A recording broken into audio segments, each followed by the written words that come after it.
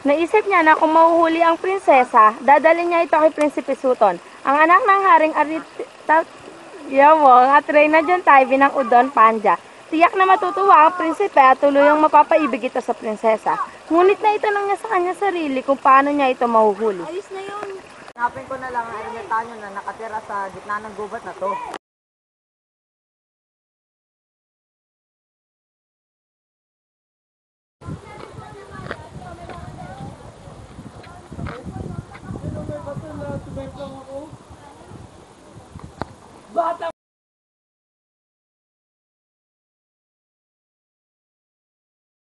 Mahal, ermitanyo, meron ako sa inyong katanungan.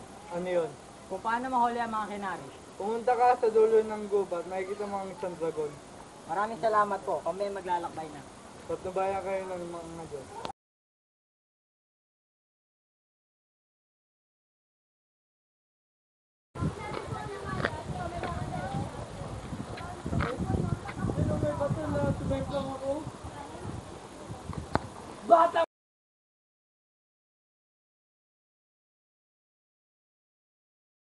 Manlalakbay. O ano ang iyong kailangan? Nakita na ako isang tatanong kung paano mahuli ang mga kinari. Bakit gusto mong mahuli ang mga kinari?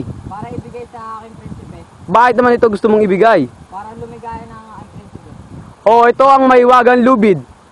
Gamitin mo ito upang panghuli sa kinari at ibigay sa iyong prinsipe. Maraming salamat po, ako na yaalis. Mag-ingat ka.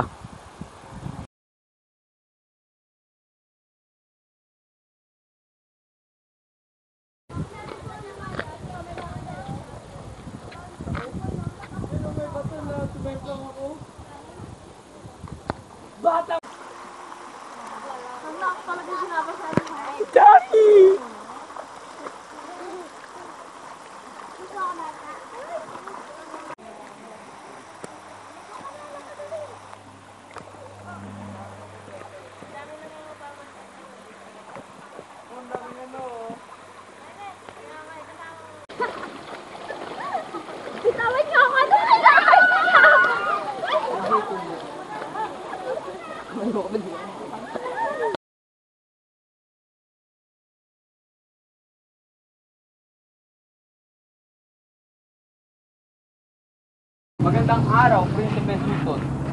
Magandang araw din. Nandito po ako upang ialay sa inyo si Prinsesa Manora ng isang kinari. Siya po ay pwede niyong maging asawa. Maraming salamat po. At ngayon na ikaw ay maging aming kanak-kamay. Maraming salamat po. Maraming salamat. At maaari ka nang makagit sa aming kakariyan. Maraming po salamat.